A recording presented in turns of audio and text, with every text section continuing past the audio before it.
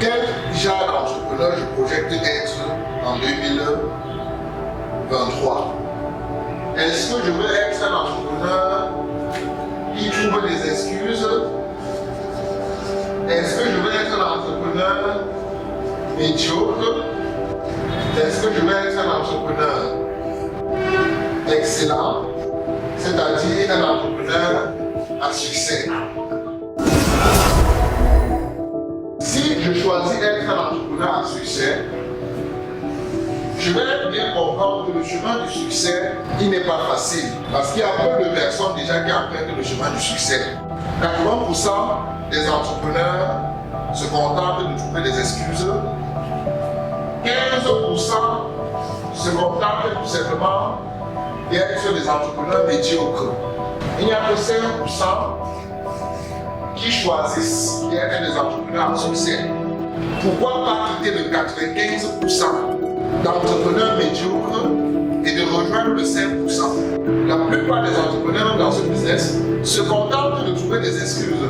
Je ne sais pas si ces excuses-là, c'est pour justifier leur échec, mais sachez qu'en tant qu'entrepreneur, la seule personne à qui vous devez rendre compte, ce n'est qu'à vous. Donc vous n'avez pas besoin de vous tromper vous-même.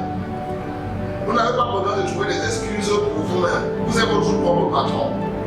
Comment vous pouvez être votre propre patron et vous mentir à vous-même?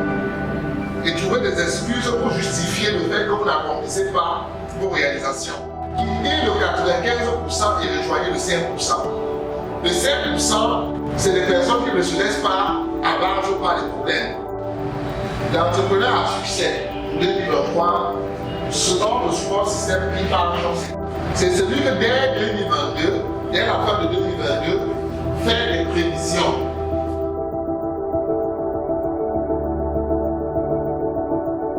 En termes de réalisation,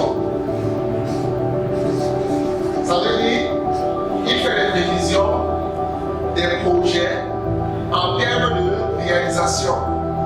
Voilà par exemple ce que je veux sur le plan de mon business, sur le plan de FMAN. Je veux par exemple 1000 nouveaux membres, 1000 nouveaux distributeurs dans mon réseau. Sur le plan social, qu'est-ce que tu veux réaliser pour la société? Sur le plan personnel, le principe numéro 1 dans les affaires, dans le business, c'est l'investissement. On investit avant d'attendre le retour sur investissement. Je dois investir dans mon affaire. Donc, dès maintenant, fais vos prévisions pour l'année. Sur le plan de mon business, moi je veux 10 000 nouveaux distributeurs dans mon réseau. Je te donne les moyens pour le faire. Moi je veux marcher avec les personnes lorsqu'on se donne des objectifs. On fait tout pour réaliser nos objectifs. Je ne veux pas les personnes au premier obstacle, on trouve des excuses. Posons-nous la question du pourquoi. C'est l'erreur que beaucoup d'entrepreneurs font. Donc, je vais acheter une voiture. Et lorsque pendant qu'il te donne les raisons de l'achat de cette voiture, tu ne trouves pas ces raisons-là, toi, en tant qu'entrepreneur, je ne trouve pas bien ces raisons-là fondées. Acheter une voiture parce qu'on veut montrer à un ami qu'on a réussi. Ou parce qu'on estime que son statut ne nous permet plus d'aller à Nancy. C'est une raison erronée.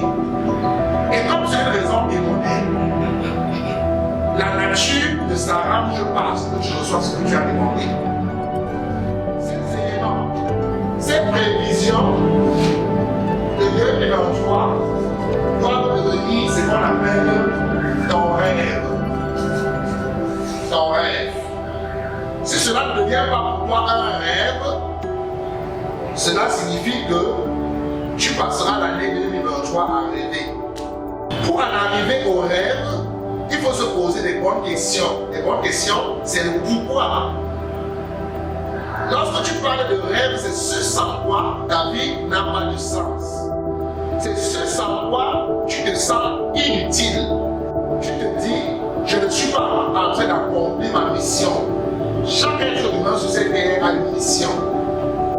Et cette mission-là, pour l'accomplir, tu dois effectuer des sous-missions et de multitudes de missions. Tu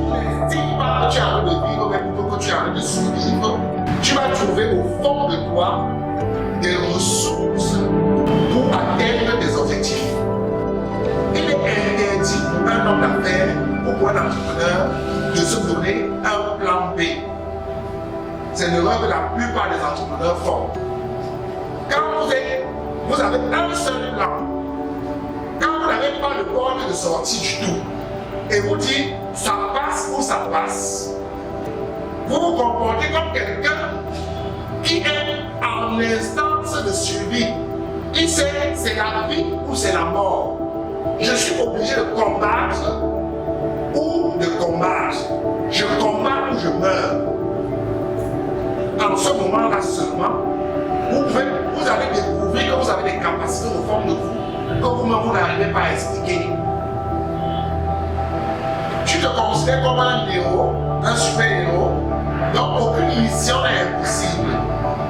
Premièrement, lorsque tu as confiance en la nature et en Dieu, la nature dispose de tout ce qu'il a besoin pour atteindre sa mission.